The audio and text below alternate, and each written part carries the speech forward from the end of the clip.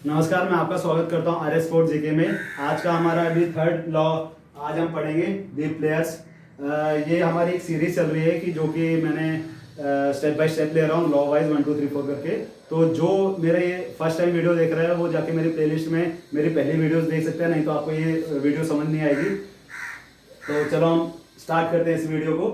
अब इसमें क्या होता है कि कभी भी फुटबॉल टीम में एक टीम में कम से कम प्लेयर जो होते हैं वो प्लेइंग 11 होते हैं, 11 प्लेयर। लेकिन जो एक स्क्वाड बनता है टोटल टीम का, जो टोटल प्लेयर्स होते हैं वो 18 का होता है या 20 का, वो डिपेंड करता है कि, लेकिन मैक्सिमम जो होता है 18-20 का वो टूर्नामेंट के बेस पे होता है। लेकिन जो प्लेइंग 11 होते हैं वो अंदर 11 और दोनों टीम के 11 प्लेयर होते हैं जो कभी मैचेस होता है। जैसे कि टीम ए हो गया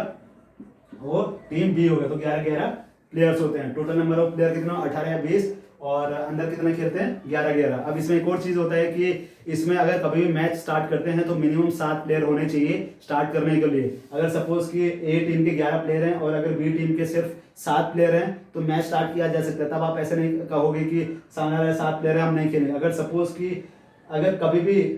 सामने वाली टीम में 10 प्लेयर हो, 9 प्लेयर हो, 8 प्लेयर हो, 10 प्लेयर हो तो मैच स्टार्ट किया जा सकता है। लेकिन कभी भी 7 प्लेयर से नीचे होंगे तो मैच को स्टार्ट नहीं किया जाएगा, ऑटोमेटिक ए टीम को बाय या फिर विन दे दिया जाएगा। लेकिन अगर सपोज इसमें एक और कंडीशन होता है कि अगर सपोज कि स्टार्टिंग में ए टीम के 11 प्लेयर थे और बी टीम के टोटल 7 प्लेयर थे, मैच स्टार्ट हो चुका है, बीच टीम में क्या होता है कि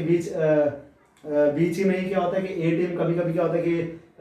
स्कोर कर देता है, 2-0 से जीत रही है ए टीम, और बी वाली टीम लगता है कि अब नहीं जीत पाएगी, उनका एक प्लेयर फ्रस्ट्रेट होकर क्या करता है, बाहर चले जाता है। तो अब उनके टीम में ऑलरेडी पहले 7 प्लेयर थे लेकिन अब खेल रहे हैं 6 प्लेयर, तो रेफरी तब मैच नहीं रोकेगा ऑन द स्पॉट। वो जो प्लेयर बाहर गया उसके लिए मैच नहीं रोकेंगे, लेकिन जो ए टीम का जो प्लेयर जैसे बॉल बाहर जाएगी, ठीक है, जैसे बॉल बाहर जाएगी तो रेफरी को स्टॉप कर देगा और फिर वापस मैच को रिस्टार्ट नहीं करेंगे, ऑटोमेटिक ए टीम को विन दे देंगे। लेकिन अगर सपोज अगर एक प्लेयर आएगा तो उसको कॉशन दिया जाएगा फॉर अनस्पोर्टिंग बिहेवियर के लिए। लेकिन हमेशा याद रखना कि मिनिमम प्लेयर 7 होने चाहिए, और जब भी मैक्सिमम प्लेयर जो भी होते हैं प्लेइंग 11 के लिए वो हमेशा 11 होते हैं, 11 होते हैं। 7 प्लेयर से हम स्टार्ट कर सकते हैं, लेकिन 7 प्लेयर से नीचे नहीं कर सकते। नंबर ऑफ सब्स्टिट्यूशन, एक टीम में कभी भी अगर सब्स्टिट्यूशन होता है 90 मिनट्स में तो मैक्सिमम 5 होता है, लेकिन डिपेंड करता है रेगुलेशन टूर्नामेंट्स के ऊपर कि वहाँ पे 3 अलाउड करते हैं 5, लेकिन एज पर लॉ के हिसाब से वहाँ पे 5 लिखे हुए हैं कि 5 सब्स्टिट्यूट हो सकते हैं फुटबॉल में। और चेंजिंग दी, हाँ एक और चीज़ की, अगर कभी भी कोचिज क्या होता है कि बाहर से अपने कोई इंजर प्लेयर है, कोई थक जाता है तो अपने अंदर कोई प्लेयर खेल रहा हो और अगर बाहर से कोचिज यहाँ से बुला रहा हो, अगर बी टीम का, ठीक है, यहाँ पे बी टीम के प्लेयर और कोचिज मैनेजर बैठे हो यहाँ पे ए टीम के, तो बी टीम के प्लेयर अगर कोई कोचिज अगर बाहर से बुला रहे होते हैं कि सब्स्टिट्यूशन के लिए, तो अगर बी वाले टीम ने, ठीक है, आने से मना कर देता है कि मैं बाहर नहीं आ रहा हूँ, और यहाँ पे उसका ऑलरेडी एक प्लेयर है कि जो अंदर आना चाहता है, रेफरी हमेशा मैच स्टार्ट कर देगा। अगर बी टीम का अगर प्लेयर ही मना कर रहा है कि मैं बाहर नहीं आऊंगा तो रेफरी वेट नहीं करेगा और ना ही उसको क्वेश्चन में कुछ कार्ड वार्ड दिया जाएगा, बस ये है कि मैच को स्टार्ट कर दिया जाएगा। एक ये सिंपल सा प्रोसेस ये है। और सब्स्टिट्यूशन का पहले क्या एक प्रोसीजर होता था कि जो भी सब्स्टिट्यूशन का जो एक प्लेयर यहाँ से जो बाहर जाता था वो हमेशा मिड लाइन से जाता था, और हमेशा याद रखना जो फोर्थ ऑफिसर जो होता है वो हमेशा जो इन होता है, ठीक है, जो बाहर से अंदर जाता है उसके हमेशा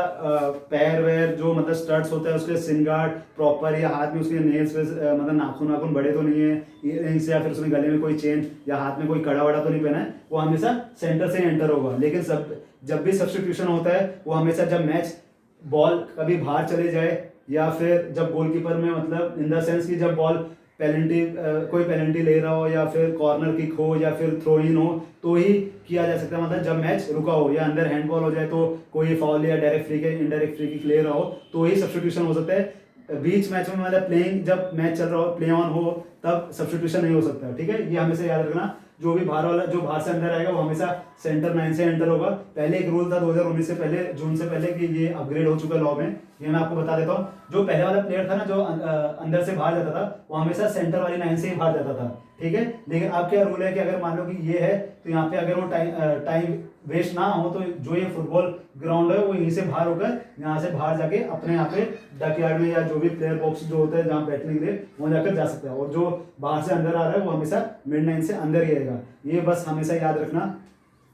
और बस सब्स्टिट्यूशन में यही रहता है। और एक और चीज़, इसमें एक और चीज़ कंडीशन हो सकती है कि अगर सपोज एक सब्स्टिट्यूशन प्लेयर जब सब्स्टिट्यूट होता है, बाहर वाला प्लेयर एंटर तब तक नहीं होगा जब तक अंदर से जो अंदर जो प्लेयर खेल रहा था वो जब तक बाहर ना आ जाए। ठीक है, ये हमेशा याद रखना,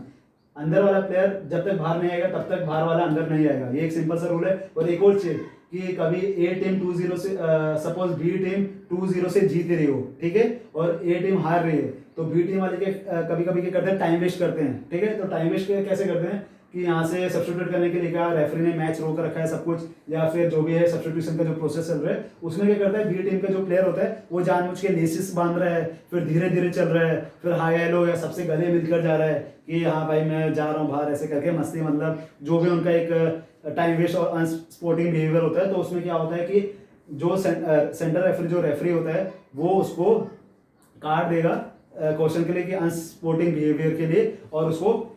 बाहर कर देगा जो भी होता है, मतलब जो सब्स्टिट्यूशन जो प्रोसेस होता है। क्योंकि कभी कभी क्या होता है टाइम वेस्ट करते हैं जानबूझ के। ये एक था उसका पॉइंट जो मैंने आपको बता दिया। फिर एक चेंजिंग दी गोलकीपर, अगर ऑन मैच अगर मैच चल रहा हो और बीच में अगर गोलकीपर चेंज कर देते हैं आपस में, सपोज कि अगर ए और बी टीम है, ठीक है, और बी टीम के अगर यहाँ पे मैचेस चल रहे हैं, मतलब सपोज कि ए टीम का एक गोलकीपर था और एक प्लेयर था, ए प्लेयर का डिफेंडर, और बी टीम का कीपर मैचेस, मतलब इस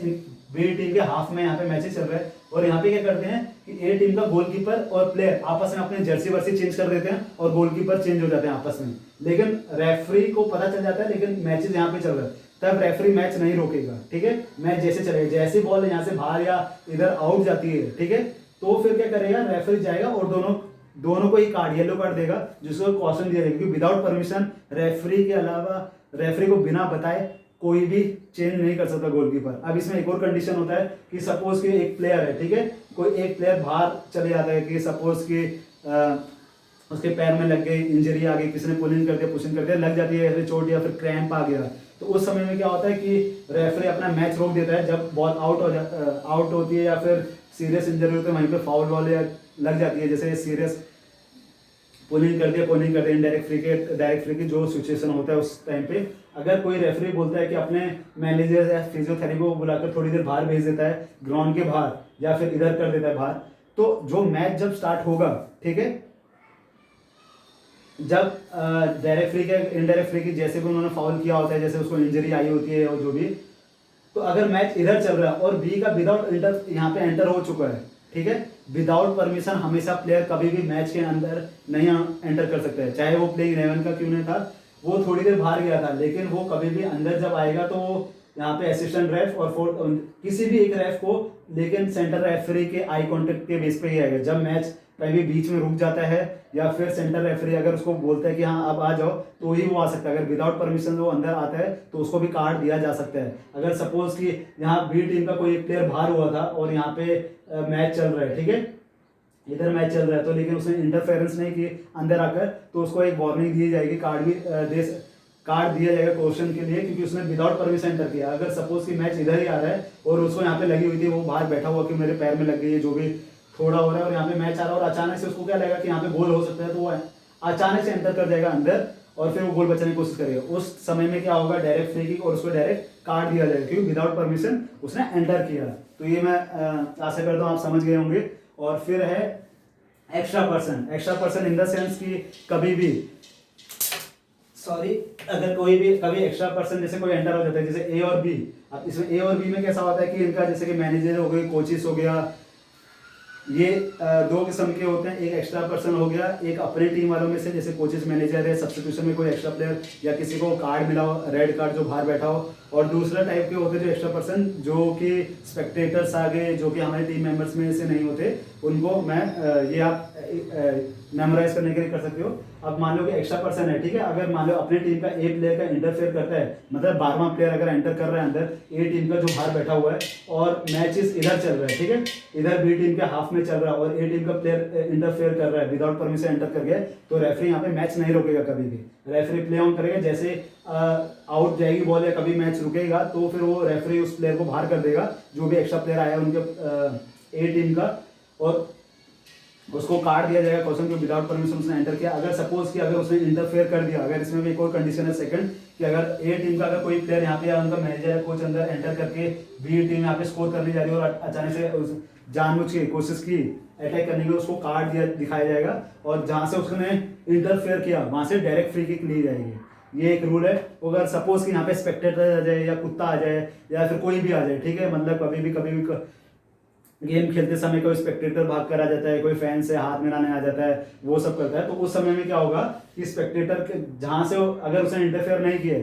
तो प्ले ऑन रहेगा इस साइड। अगर बी हाफ में, अगर बी के हाफ में गेम चल रहा है और यहाँ पे वो आ गया और इंटरफेयर नहीं हो रहा और रेफरी अगर देख रहा है कि कुछ इंटरफेयर नहीं हो रहा तो मैच कंटिन्यू रहेगा। जैसे बॉल आउट जाएगी उस प्लेयर को बाहर किया जाएगा और वापस जहां से बॉल आउट होती है वहां से मैच रिस्टार्ट करेंगे। लेकिन इसमें एक और सेकंड कंडीशन होती है कि अगर सपोज कि वो जो इंटरफेयर वाला पर्सन, अगर सपोज कि यहाँ पे ए और बी था, अगर बी के हाफ में इधर था, ठीक है, बॉल यहाँ पे गेम चल रहा और एक की टीम यहाँ पे स्कोर करने आई और कोई एक स्पेक्टेटर बाहर से अंदर आ जाए ग्राउंड के अंदर और वो बॉल को टच कर दे, तो उस समय में क्या होता है, रेफरी क्या करेगा, वहां से ड्रॉप बॉल से स्टार्ट करेगा। वहां पे डायरेक्ट और फ्री किक से वहां पे स्टार्ट नहीं किया जाएगा, वहां पे हमेशा क्या ड्रॉप बॉल से स्टार्ट किया जाएगा। आपको मैं ये धीरे धीरे लाऊंगा कि ड्रॉप बॉल क्या होता है, डायरेक्ट फ्री किक क्या होती है, ये स्टेप बाय स्टेप आपको मैं नेक्स्ट वीडियो में लाऊंगा, ठीक है।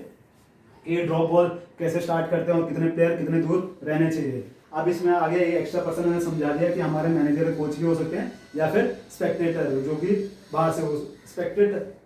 जो हमारे टीम मेंबर्स में से ना हो और वो अगर आ रहा है जो इंटरफेयर कर रहा है तो हमेशा वो ड्रॉप बॉल से स्टार्ट की जाएगी। उसमें भी रेफरी यही चेक करता है कि वो इंटरफेरेंस है, अगर इंटरफेरेंस कर रहा है तो वहां से ड्रॉप बॉल या फिर डायरेक्ट फ्री किक, अगर वो नहीं कर रहा तो प्ले को मतलब गेम को प्ले ऑन रखेंगे लेकिन मैच को नहीं रखेंगे अगर वो इंटरफेरेंस नहीं कर रहा। फिर जैसे गेम रुकता है तब उस मोमेंट में क्या करेगा, रेफरी जो एक्स्ट्रा पर्सन हो उसको बाहर कर देगा और जो भी प्रॉपर जो उसकी रिपोर्ट होगी जो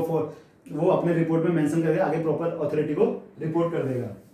goal score with extra person, अगर सपोज कि ए टीम के 12 प्लेयर हैं, 11 प्लेयर ही होते हैं एक टीम में। अगर सपोज कि ए टीम में 11 प्लेयर हैं, ठीक है, और बी टीम में भी 11 प्लेयर। अगर सपोज यहाँ पे इस बार क्या हुआ कि ए टीम के जो एक प्लेयर था वो एक्स्ट्रा घुस गया यहाँ पे स्टार्टिंग में ही ऐसा हो चुका है कि यहाँ पे जो सेंटर रेफरी था उसने चेक नहीं किया और उसने क्या किया, बीच में जैसे पहले तो 11 थे लेकिन एक प्लेयर ऑलरेडी अंदर आ गया यहाँ पे चुपचाप और किसी ने ध्यान भी नहीं दिया। तो उस मोमेंट में क्या होता है कि ए टीम ने अचानक से अगर बी टीम का अगर स्कोर कर दिया और रेफरी को तो भी नहीं पता चला कि नहीं हुआ और जो ए प्लेयर था उसने इंटरफेयर नहीं किया मतलब जो भी, और वापस गेम सेंटर स्टार्ट होता है, ठीक है, बी टीम ने सेंटर स्टार्ट किया वापस गोल होने के बाद, और तो जाकर पता चलता है रेफरी को कि यहाँ पे ए टीम के 12 प्लेयर हैं। तो रेफरी क्या करेगा, गोल को रिजेक्ट नहीं करेगा, गोल को वो मानना ही पड़ेगा उसको। अगर गेम स्टार्ट होने के बाद मतलब जब गोल हो जाता है फिर वापस बी टीम गेम स्टार्ट करती है तो वो रिजेक्ट नहीं कर सकता। फिर बाद में जब बॉल आउट होती है जो एक्स्ट्रा पर्सन होता है उसको बाहर किया जाएगा और कॉशन भी दिया जाएगा। और जहां से अगर सपोज कि इसमें एक और कंडीशन है कि अगर सपोज कि इसमें तो ये था, अब एक और है कि अगर सपोज ए और बी टीम है, ठीक है, ए टीम का 12 प्लेयर है बी और बी टीम के, और जिसने स्कोर किया वो ऐसे मतलब वो एक्स्ट्रा पर्सन था, तो जिसने स्कोर किया वो एक्स्ट्रा पर्सन था और उसने इंटरफेयर करके गोल किया तो वो गोल को डिसअलाउड कर देंगे। तभी रेफरी को पता चल गया था, उसको बाहर करके और कार्ड भी दिया जाएगा। और जहां से उसने इंटरफेयर है जहां से किया होगा वहां पे उसको क्या दिया जाएगा, डायरेक्ट फ्री किक दी जाएगी। तो बस ये नॉर्मल था जो कि मैंने आपको बताया।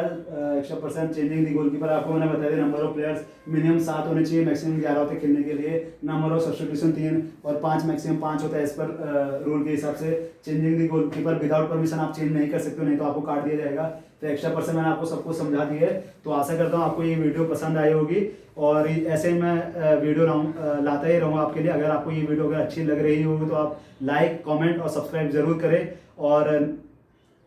फिर मिलेंगे एक नई वीडियो के साथ। जय हिंद।